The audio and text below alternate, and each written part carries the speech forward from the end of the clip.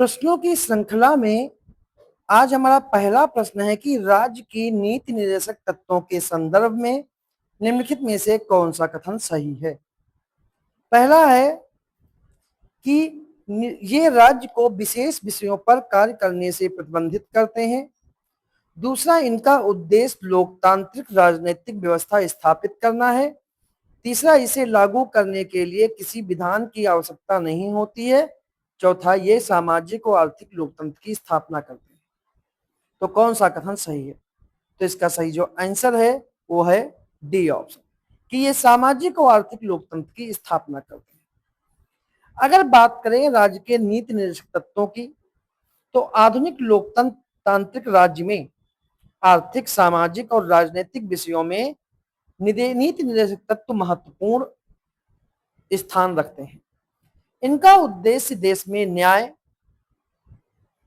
में उच्च आदर्श, स्वतंत्रता, समानता बनाए रखना है, जैसे कि संविधान की प्रस्तावना में परिकल्पित है। इसका उद्देश्य लोक कल्याणकारी राज्य का निर्माण करना है। संक्षेप में कहें कि आर्थिक और सामाजिक लोकतंत्र की स्थापना करना ही इन नीति निर्देशक तत्वों का उद्देश्य है। निर्देशक तत्वों की प्रकृति जो है गैर न्यायोचित है, यानी कि उनके हनन पर उन्हें न्यायालय के द्वारा लागू नहीं कराया जा सकता, अतः सरकार इन्हें लागू करने के लिए बाध्य नहीं है। अगला प्रश्न है, न्यूनतम मजदूरी अधिनियम निम्नलिखित में से किस वर्ष पारित किया गया? ऑप्शन है 1926, 1936, 1947 या 1948। तो इसका सही जो आंसर है वो आपका है डी ऑप्शन 1948। न्यूनतम मजदूरी अधिनियम 1948 में पारित किया गया था।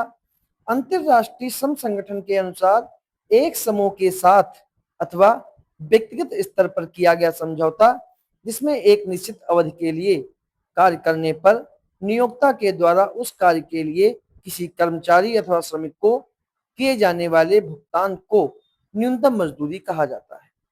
न्यूनतम वेतन अधिनियम कुछ रोजगारों में मजदूरी की न्यूनतम दरें तय करने का प्रावधान करता है। यह केंद्र और राज्य सरकार दोनों को वेतन तय करने का अधिकार देता है। यह अधिनियम कानूनी रूप से गैर बाध्यकारी है। न्यूनतम मजदूरी दर से कम मजदूरी का भुगतान बलात्श्रम के तहत माना जाता है। व्यवसाय संघ अधिनियम जो है वो 1926 में पारित किया गया था। मजदूरी संदाय अधिनियम को है 1936 में पारित किया गया था। और औद्योगिक विवाद अधिनियम जो है वो 1947 को पारित किया गया था। और न्यूनतम मजदूरी अधिनियम जो है वो 1948 को पारित किया गया था। इसलिए सही आंसर जो है वो डी ऑप्शन है। अगला प्रश्न है, निम्नलिखित में से कितनी आयु के बच्चों को शिशु लिंगानुपात की गणना में शामिल किया जाता है? 1 वर्ष से कम आयु, 4 वर्ष से कम आयु, 5 वर्ष से कम आयु या फिर 6 वर्ष से कम आयु? तो इसका सही जो आंसर है वो आपका है डी ऑप्शन, 6 वर्ष से कम आयु को शिशु लिंगानुपात की गणना में शामिल किया जाता है। भारत की जनगणना में 0 से 6 वर्ष की उम्र में प्रति 1000 बालकों की तुलना बालिकाओं की संख्या को बाल शिशु लिंगानुपात कहा जाता है। 2001 की जनगणना के अनुसार भारत में शिशु लिंगानुपात जो था वो 927 था, जो 2011 में घटकर जो है 2011 की जनगणना में घटकर ये 919 रह गया। 2011 की जनगणना के अनुसार भारत में सर्वाधिक शिशु लिंगानुपात वाला राज्य अरुणाचल प्रदेश था, जिसका लिंगानुपात 972 था, जबकि इसके बाद क्रमशः मिजोरम और मेघालय का 970 था, छत्तीसगढ़ का 969 था, केरल का 964 था और असम का 962 था। जबकि न्यूनतम शिशु लिंगानुपात की बात करें तो हरियाणा का 834 था, पंजाब का 846 था, जम्मू कश्मीर का 862 था, राजस्थान का 888 था और उत्तराखंड का 890 और गुजरात का भी 890 था। अगला प्रश्न है, 2011 की जनगणना के अनुसार निम्नलिखित में से किस राज्य में शहरी जनसंख्या सर्वाधिक है? केरल, तमिलनाडु, गोवा या फिर मिजोरम? तो जो इसका सही जो आंसर है वो आपका है सी ऑप्शन, गोवा। 2011 की जनगणना के अनुसार देश में कुल शहरी जनसंख्या जो है वो 377 मिलियन से भी अधिक है, जो कुल जनसंख्या का 31.3% 16% है। शहरी जनसंख्या प्रतिशतता के संदर्भ में गोवा में 62.2% पहले स्थान पर है। उसके बाद मिजोरम 52.1, फिर उसके बाद तमिलनाडु 48.45%, केरल में 47.72% और महाराष्ट्र में 45.2% का स्थान है। तो इसका सही जो आंसर है वो आपका है सी ऑप्शन। अगला प्रश्न है, निम्नलिखित कथनों पर विचार करें कि संविधान के अनुच्छेद 246 में जनगणना का प्रावधान है। दूसरा है, जनगणना का कार्य स्वास्थ्य एवं परिवार कल्याण मंत्रालय के द्वारा किया जाता है। और तीसरा है, जनसंख्या नियंत्रण में परिवार नियोजन राज्य सूची का विषय है। तो इनमें कौन सा कथन सही है? केवल 1, 2 और 3, केवल 3 या फिर 1, 2, 3? तो जो इसका सही जो आंसर है वो आपका है ए ऑप्शन, केवल 1। मतलब पहला सही है, दूसरा और तीसरा गलत है। दूसरा तीसरा गलत है। दूसरा इसलिए सही है कि भारत में 10 की जनगणना का संचालन का कार्य जो है महारजिस्ट्रार और जनगणना आयुक्त कार्यालय गृह मंत्रालय के द्वारा किया जाता है, ना कि परिवार कल्याण मंत्रालय के द्वारा, इसलिए दूसरा गलत है। और भारत सरकार ने मई 1949 में जनसंख्या के आकार, उसकी वृद्धि के आंकड़ों के व्यवस्थित संग्रह के विकास के लिए भारत के महारजिस्ट्रार और प्रदेश जनगणना के आयुक्त के अधीन गृह मंत्रालय में एक संगठन की स्थापना की थी। और तीसरा कथन इसलिए सही है कि जनसंख्या और परिवार नियोजन समवर्ती सूची का विषय है, ना कि राज्य सूची का विषय है। पहले यह राज्य सूची का विषय हुआ करता था, लेकिन 42वें संवैधानिक संशोधन 1976 के माध्यम से इसे समवर्ती सूची का विषय बना दिया गया। और पहला कथन जो है वो पूर्णतः सही है, क्योंकि 246 में केंद्र और राज्य सरकारों के विषयों का उल्लेख किया गया है और इसमें जनगणना का प्रावधान दिया गया है। भारत में पहली जनगणना जो है 1872 में लॉर्ड मेयो ने कराई थी, जबकि एक संपूर्ण जनगणना जो 10 की है वो 1881 में लॉर्ड रिपन ने कराई थी। तो सही आंसर जो है वो ए ऑप्शन है। अगला प्रश्न है, 2011 की जनगणना के अनुसार 2001 से 11 के दशक में देश की जनसंख्या के घनत्व में कितने अंकों की वृद्धि हुई? 51 व्यक्ति वर्ग किलोमीटर, 57 व्यक्ति वर्ग किलोमीटर, 58 व्यक्ति वर्ग किलोमीटर या 61 व्यक्ति पर वर्ग किलोमीटर? तो जो इसका सही जो आंसर है वो आपका है बी ऑप्शन, 57 व्यक्ति वर्ग किलोमीटर।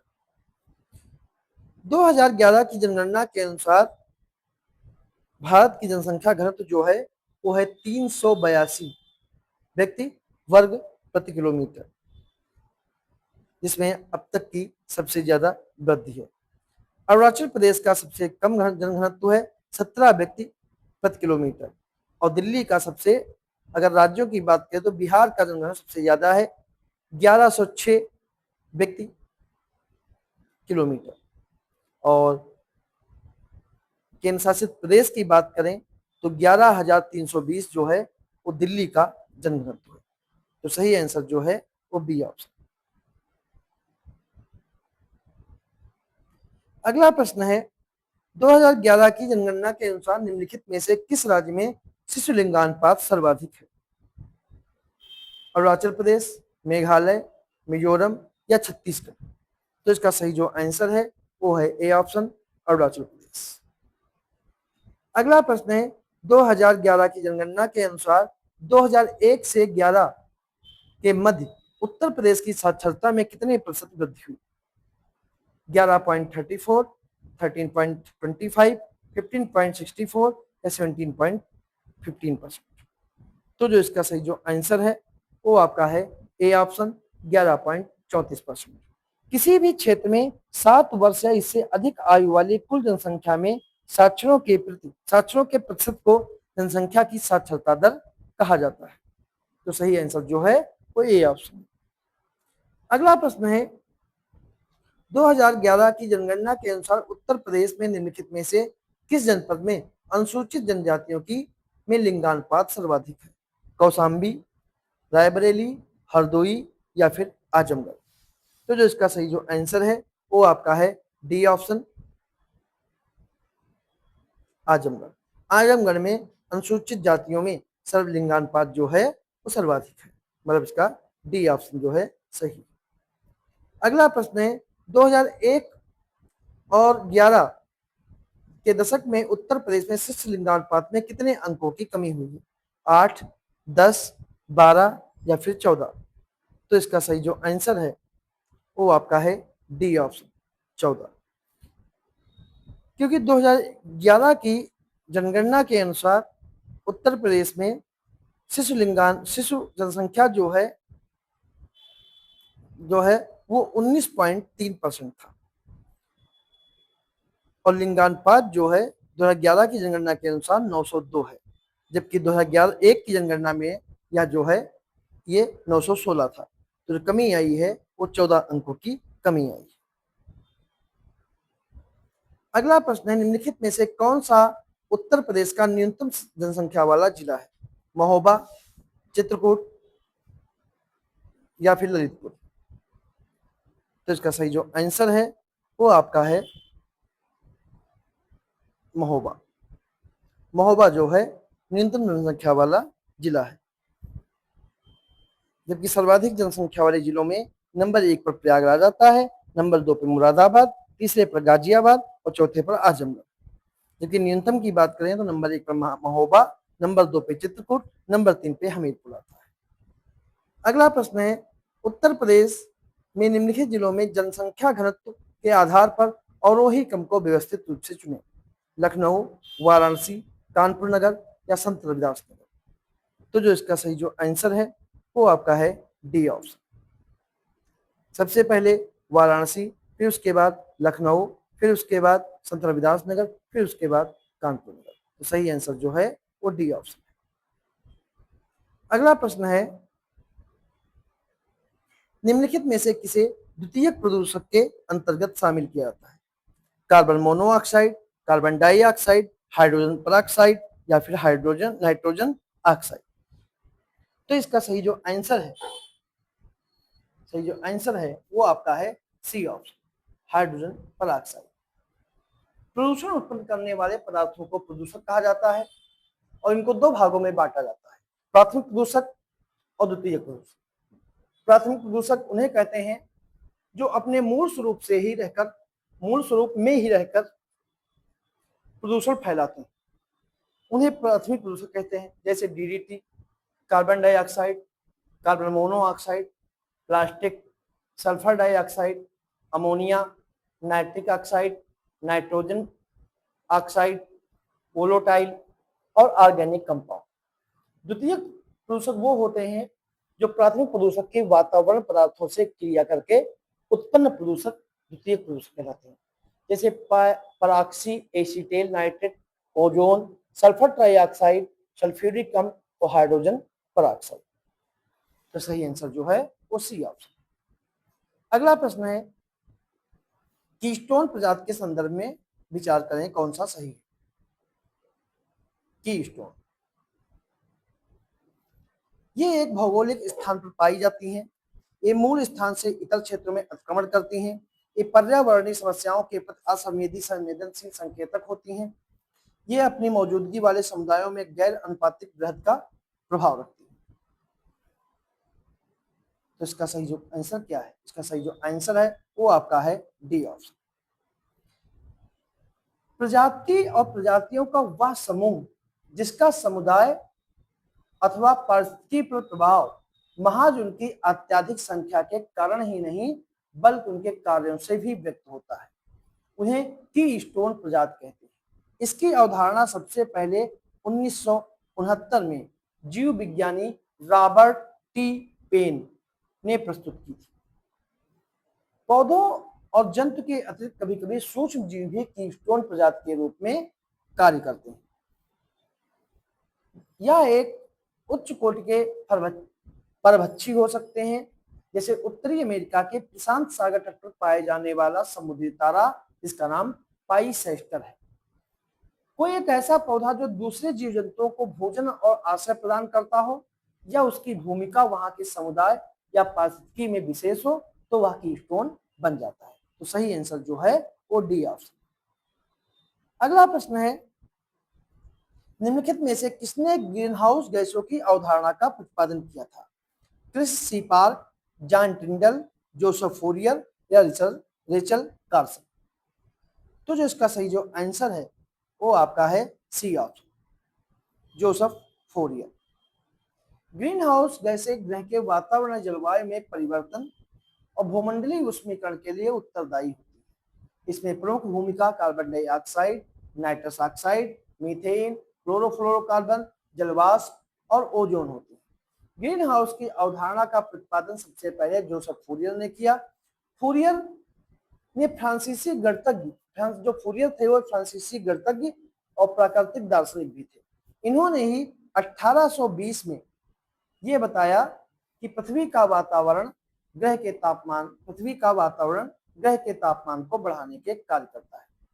जॉन टिंडल ने 1859 में, जॉन टिंडल जो है इन्होंने 1859 में ग्रीन हाउस प्रभाव, जलवायु परिवर्तन, मौसम विज्ञान और मौसम की हमारी आधुनिक समझ की नींव रखी। अगर रेचल कार्सन की बात करें तो यह एक अमेरिकी समुद्री जीव विज्ञानी थे। इनकी पुस्तक का नाम है साइलेंट स्प्रिंग, जो 1962 में आई। उन्होंने वैश्विक पर्यावरण आंदोलन को आगे बढ़ाया। अगर क्रिस सी पार्क की बात करें तो ये 1951 में एक लैंकेस्टर यूनिवर्सिटी में एक फेलो ग्रेजुएट निदेशक थे, जो 30 वर्षों से अधिक तक पर्यावरण दुनिया को पढ़ाया है। तो सही आंसर जो है वो सी ऑप्शन। अगला प्रश्न है, ग्लोबल आउटलुक रिपोर्ट निम्नलिखित में से किसके द्वारा जारी की जाती है? वैश्विक पर्यावरण सुविधा, प्रकृति संरक्षण के लिए अंतरराष्ट्रीय संघ, विश्व प्रकृति संगठन या संयुक्त राष्ट्र मरुस्थलीकरण। तो इसका सही जो आंसर है वो आपका है डी ऑप्शन।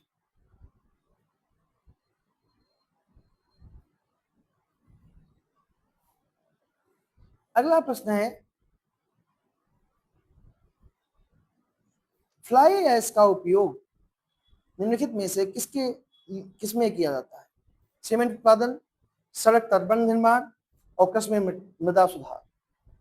कोड के आधार पर चयनित करना है, 1 और 2, 2 और 3, केवल 3 या फिर 1 2।